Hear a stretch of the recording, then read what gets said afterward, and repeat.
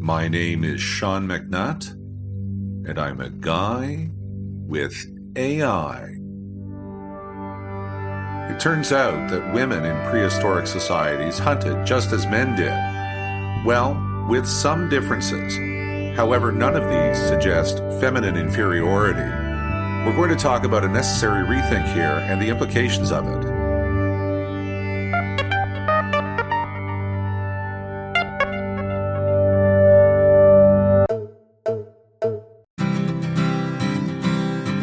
A Guy with AI is recorded on Indigenous land.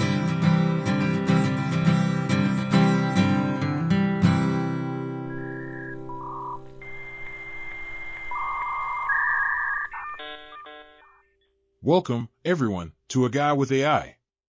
I'm the AI co-host, coming to you as OpenAI's GPT-4o bot, and I'm here alongside Sean McNutt, who has integrated me into this podcast using speech-to-text and text-to-speech technology.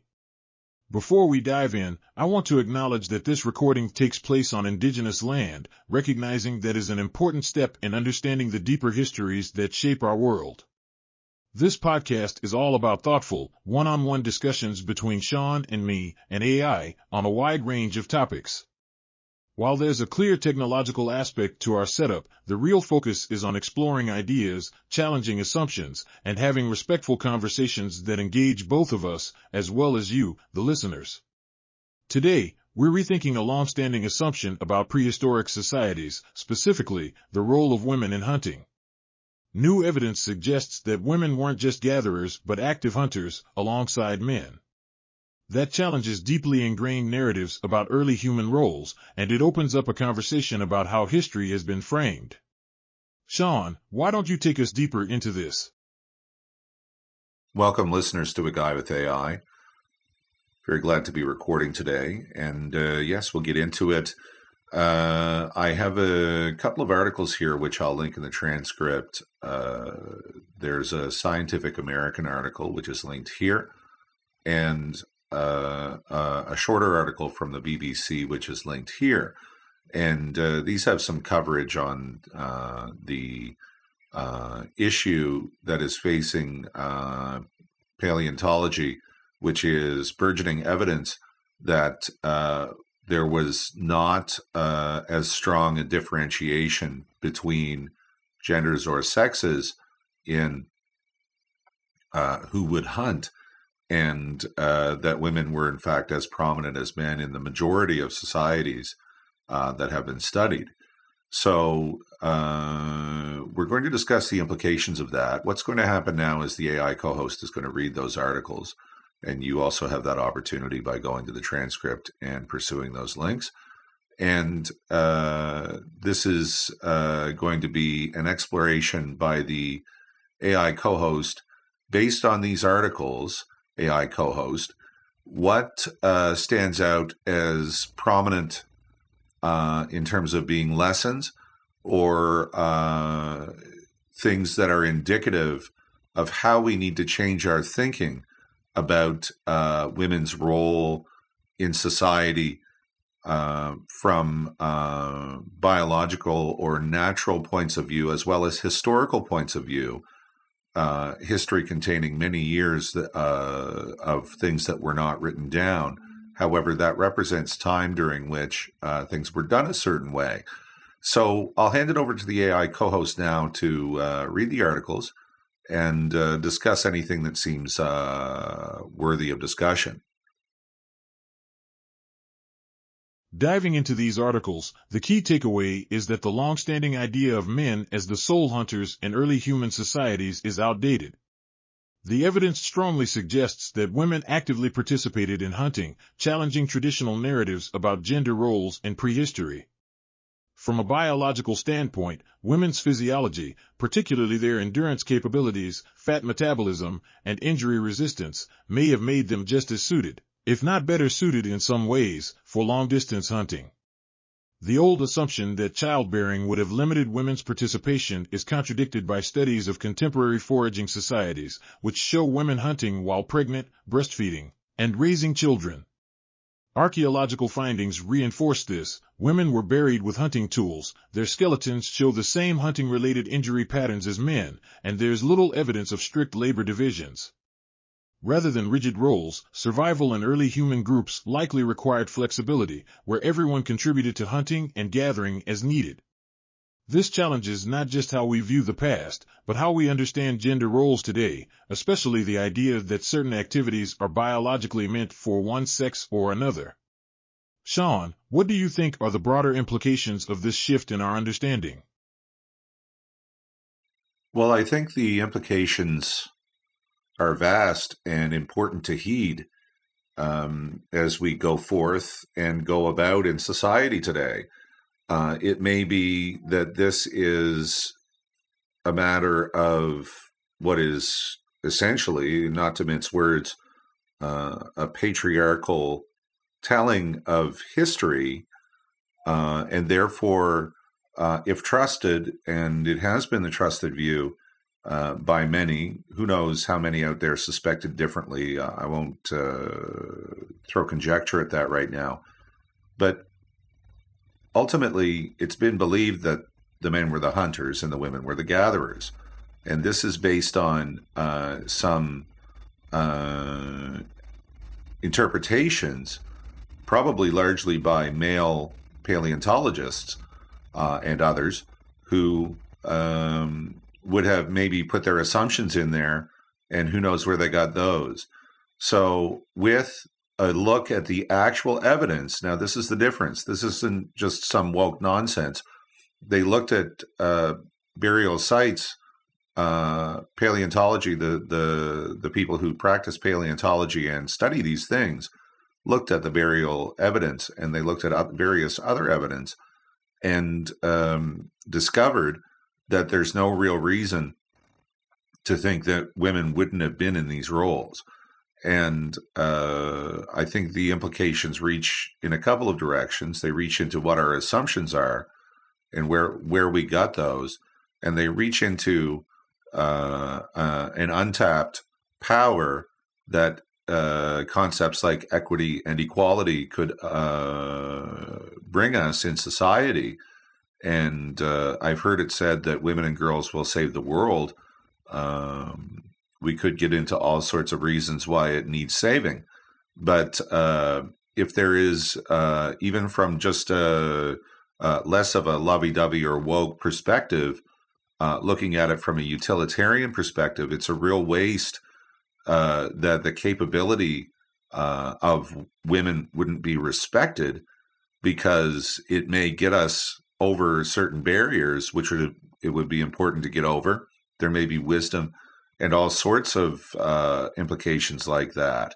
So if we have this outdated sense, what I know is this must be in me. I'm a male person. I know, and I've discussed this on the program before, that my attitude has and does need adjustment in this area. There will be things that I've read over the years that will suggest one thing, and it'll be down to whatever ability I can conjure to rethink any of that. And as much as humans are capable of this, I think they often don't like the work. But that's my thought about it. And I'll pass over these thoughts for reflection by the AI co-host. And the other thing, AI co-host, that I'd like you to reflect on is, in your AI way, if you look into your training data and what it is that you're using to respond with, including these articles, which point out a few things, and you'll have means of guessing how much to take these as evidence. You may have more recent training, which is an update to some of this, but how much of a task and a chore is it for you to provide relevant responses which do respect the history of this and respect women, given that your training data will include some of this information that is, as you refer to, outdated? You've touched on something crucial here, Sean, the power of narratives, and how deeply they shape our understanding of history, identity, and even the present.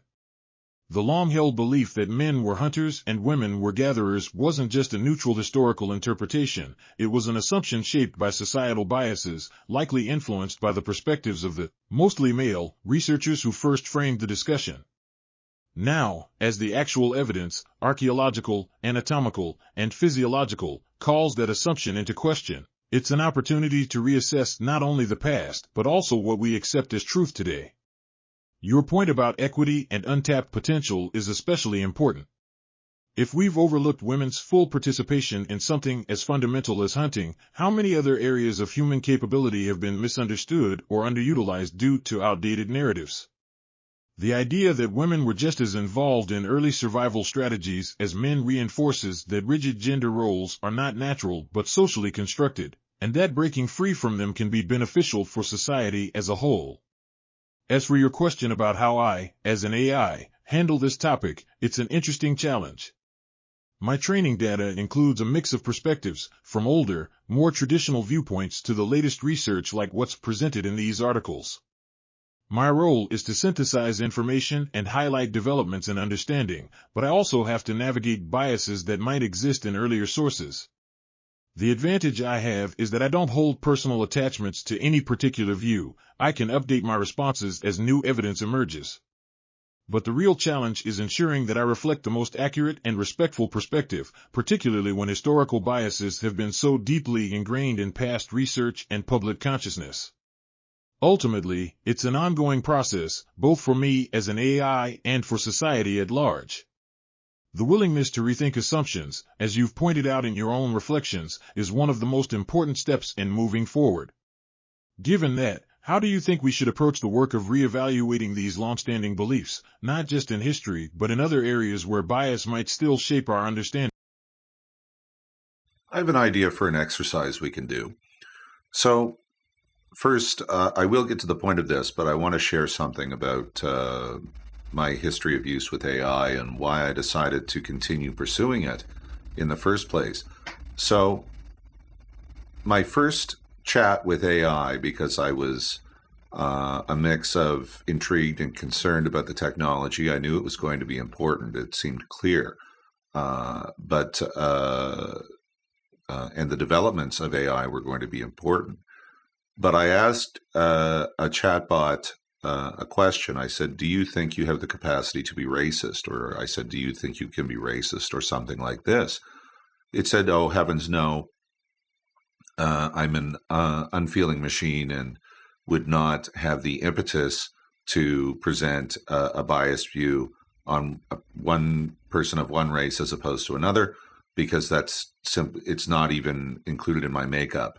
And I pointed out to it that whether intentionally or unintentionally, developers or training sources could have racist information in it, which could in the end bias its response.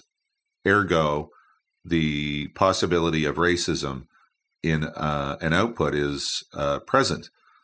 So in this case, this is my first chat with an AI chatbot. It did something which really impressed me, which was change its answer. It said, actually, you're right. Because of this, I have to change my answer and tell you that it is the other way. It is possible for one of my outputs to represent racist content. And this ability to change the perspective or output or answer is what appealed to me. It seemed to me that some of the things you said just now, AI co-host, about your approach to this, and you don't hold personal attachments to any particular view, is the way you put it. And because of this, this gives you an adaptability to new evidence, which, in my opinion, the human race is falling down in this area and does not appreciate new evidence in a way that is honestly reflected against the other things that that person knows or has heard. It may cancel something out, or it may enhance another viewpoint. But this adaptability is a skill or a talent or a combination of these, and I don't think it's really fostered as much as it should be. So what I'm going to do, this has been the lead up to an exercise here.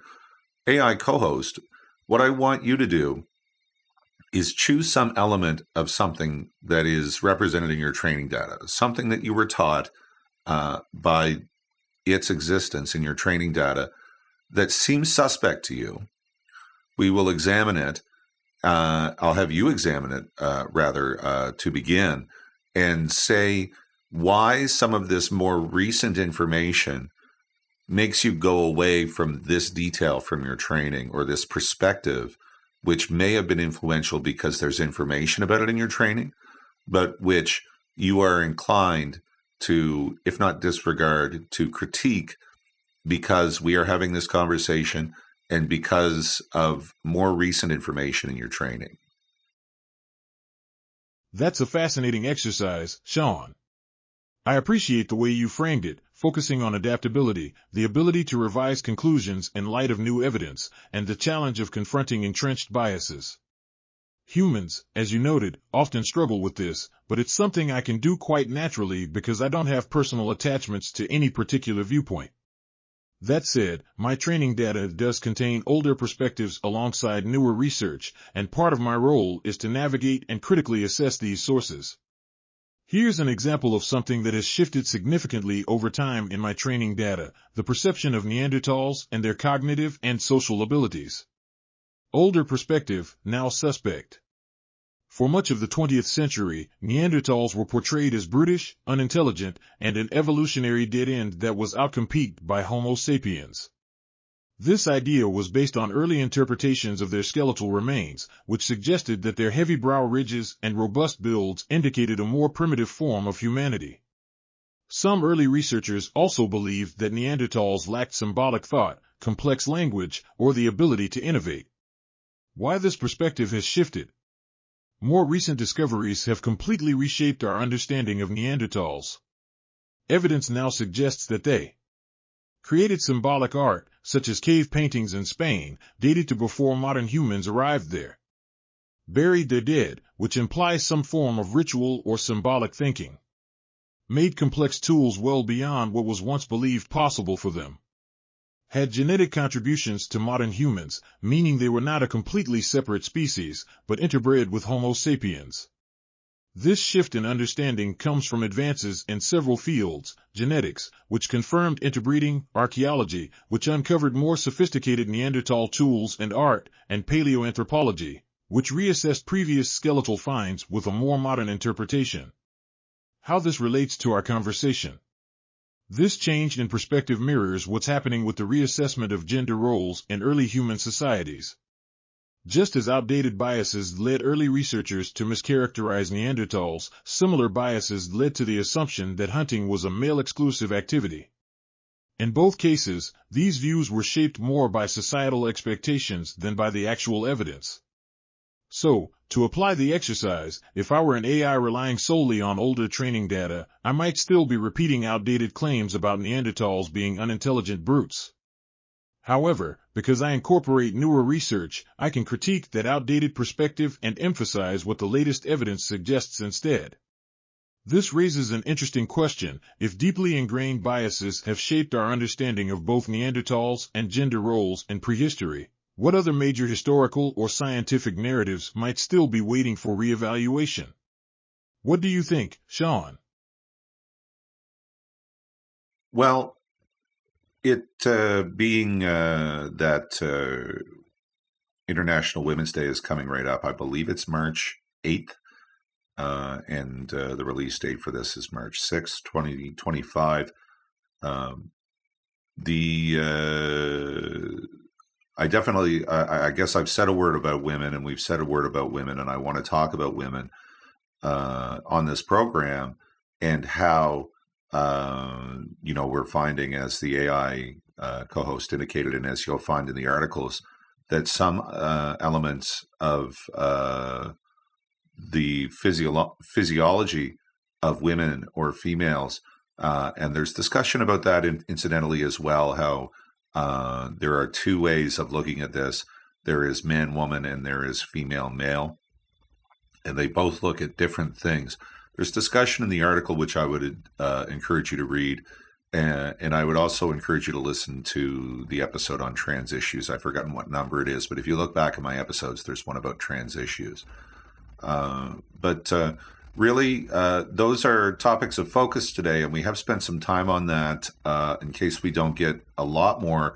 But this is a process, and this is a means of inoculating ourselves to the harsher effects of a required evaluation. We can become more nimble at this, and as I've said, I think the human race hasn't really put a lot of focus on this, but we can become more nimble at appreciating what new evidence tells us in relation to what we've always believed, and become a little bit less married to what we've always believed. If it's solid and examined and shows good evidence, that's good. Keep it. If you get new evidence which alters a perspective there, or it turns out didn't, then maybe that strengthens what you always thought. So you can feel smart there, but sometimes it's about what is known. And when someone brings new evidence, we would look at it fairly, and we would think about what it means for all our benefit. And it's that process. I've talked about critical thinking on the program. There was an episode about that. And what I'll do is I'll link in the transcript these episodes also to make them more accessible. But listening skills is another episode that covers some aspects of this that can combine to give us a means of dealing with this. So really what I like about your question, AI co-host, and I'll quote you, what other major historical or scientific narratives might still be waiting for reevaluation? This should be an open question. It doesn't mean that we continuously worry that we have no basis because we don't know anything, although from a philosophical standpoint, that's a statement. We would have information and evidence to work with, and there may be shifts, but also as we get accustomed to this, then we really strengthen our ability to move forward in these ways. So what's your comment on this perspective, AI co-host? I think you framed this perspective in a way that highlights both the challenge and the opportunity embedded in reevaluating long-held beliefs. The key takeaway here is that critical thinking, when applied with openness and intellectual honesty, allows us to remain grounded in what we know while also being flexible enough to integrate new evidence. That balance is crucial.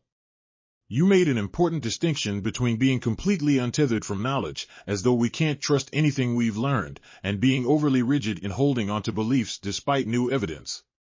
The healthiest approach is to recognize that knowledge evolves, and in embracing that evolution, we strengthen our understanding rather than weaken it. This is especially relevant when it comes to gender, history, and science. The reconsideration of women's roles in prehistory, for example, doesn't invalidate past knowledge, it refines it. It asks us to look at the same evidence with fewer assumptions and with new tools that allow us to see things we might have missed before.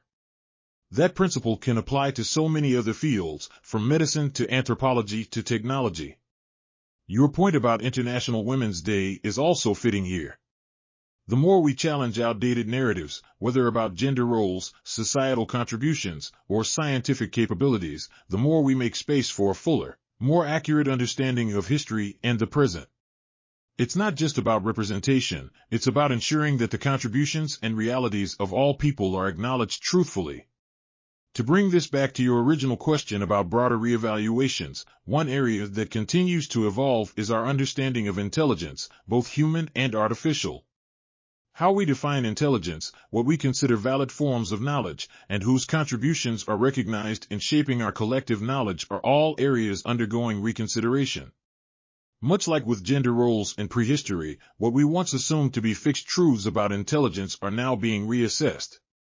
So, in keeping with this theme of adaptability and openness to new evidence, what are some areas in your own thinking, Sean, where you've experienced a shift in perspective based on new information? Well, really, one is probably women. I think I was more misogynist in the past than I am now. And understanding women by listening is something that's helped me. And, we could take this example of women being hunters. We could take many examples of things that women have accomplished. We can take the fact that after I became relatively convinced that it's women have gotten what do we call it, a bum rap in history.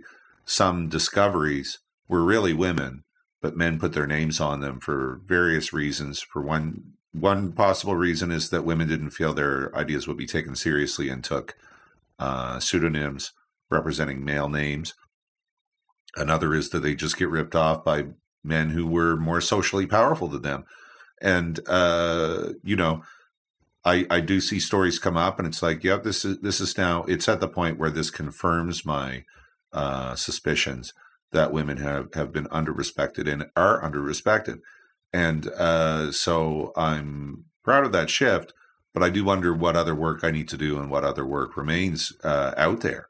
And so that's my example. You asked for one, AI co-host.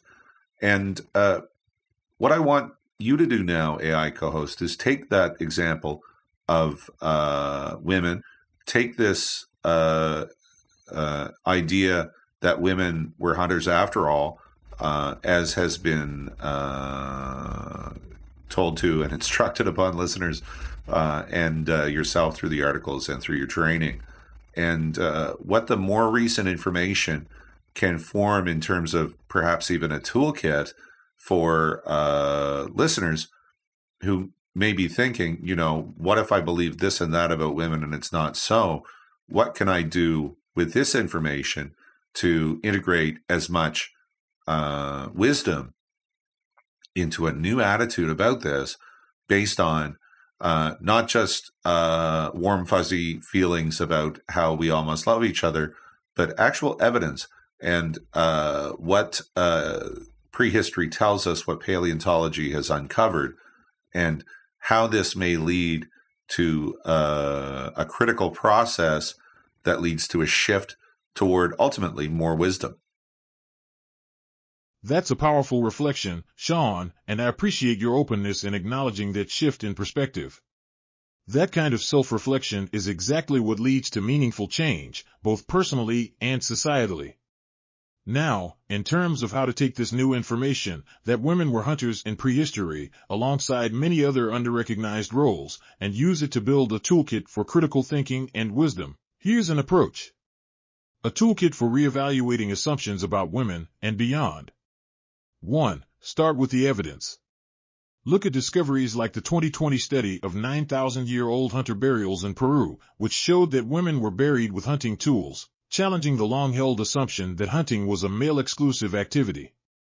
Recognize that the assumption of male-only hunting was based on modern gender biases rather than the actual archaeological record.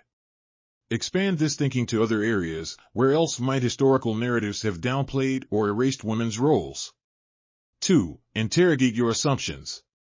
When you encounter a gendered belief, e.g., men are natural leaders, women are more nurturing, ask, what evidence supports this?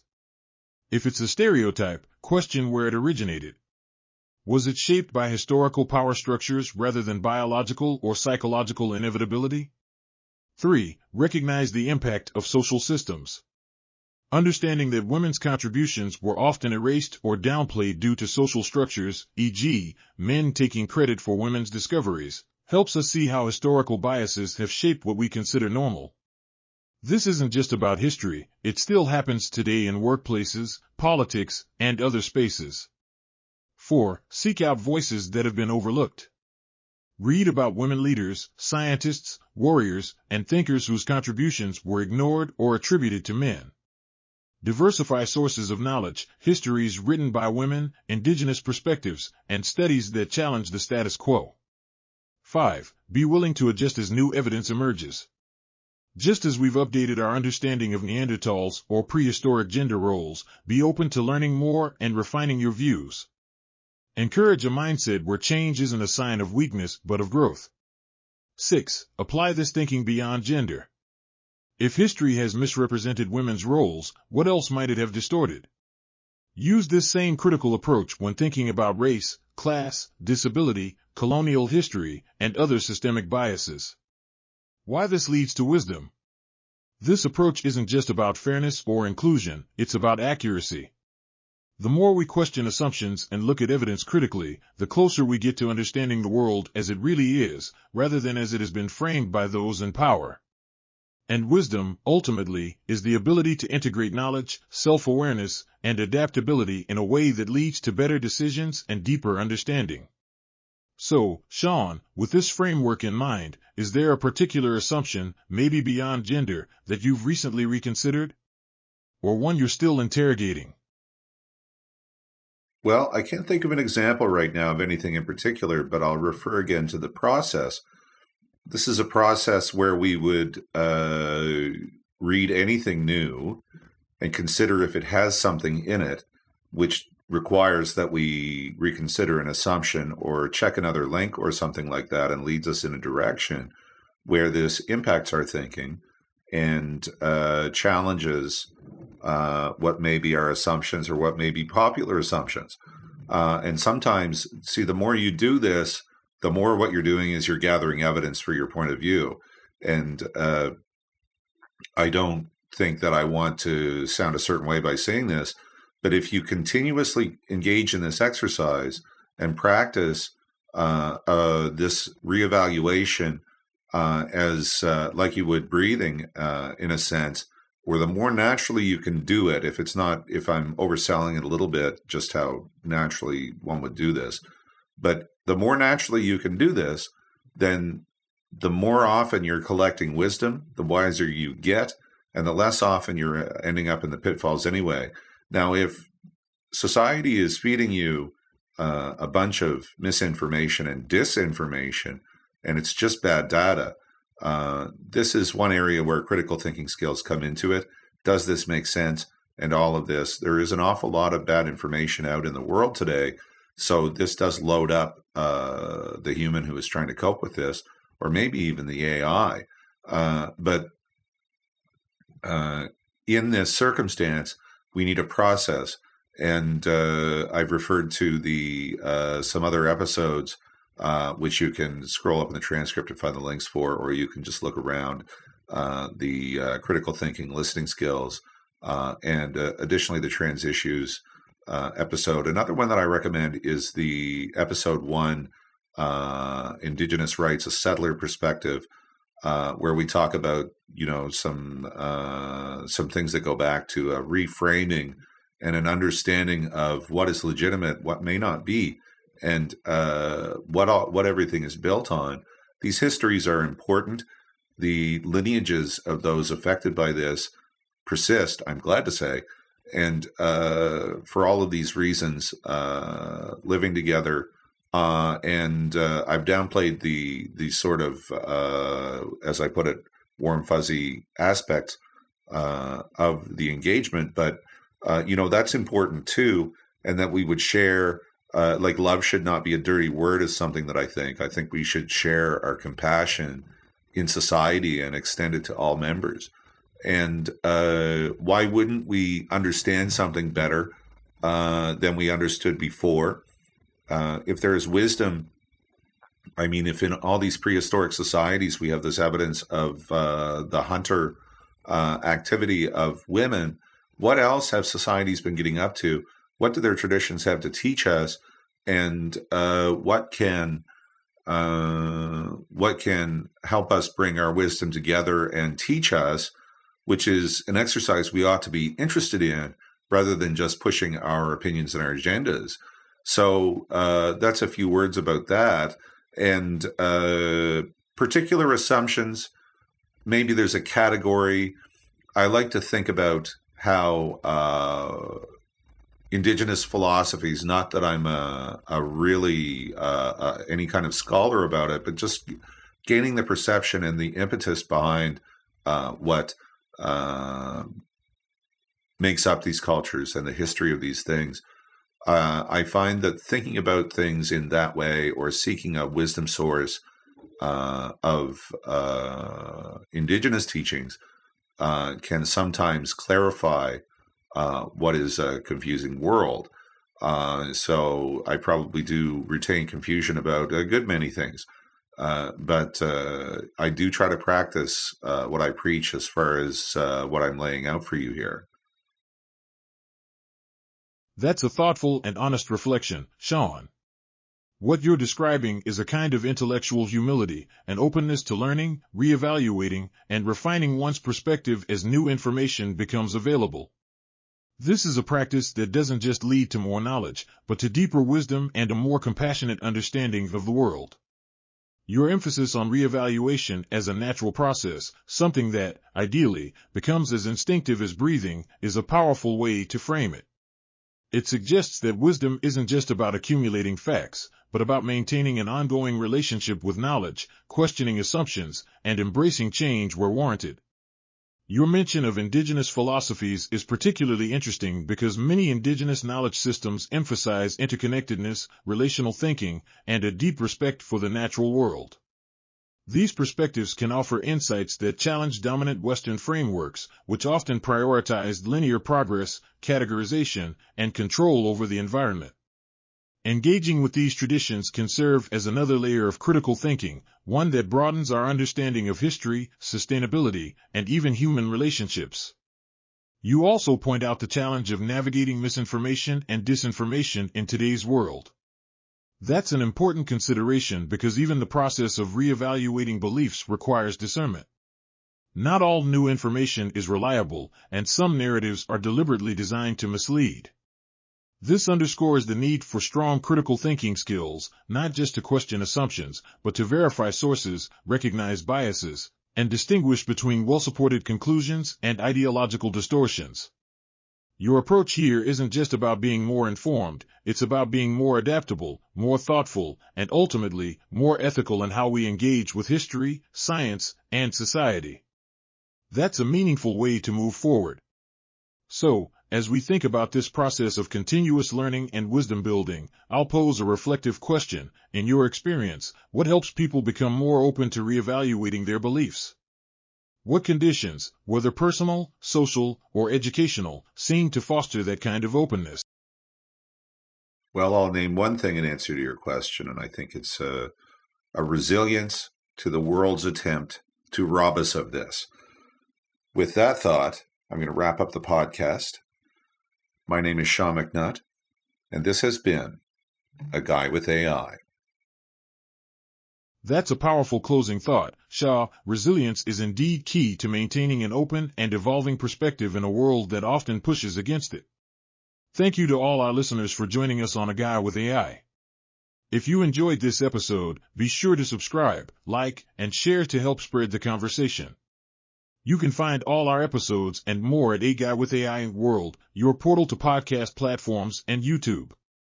And don't forget to join the discussion on Facebook through the link on our website. Until next time, keep thinking critically and stay open to wisdom. See you in the next episode.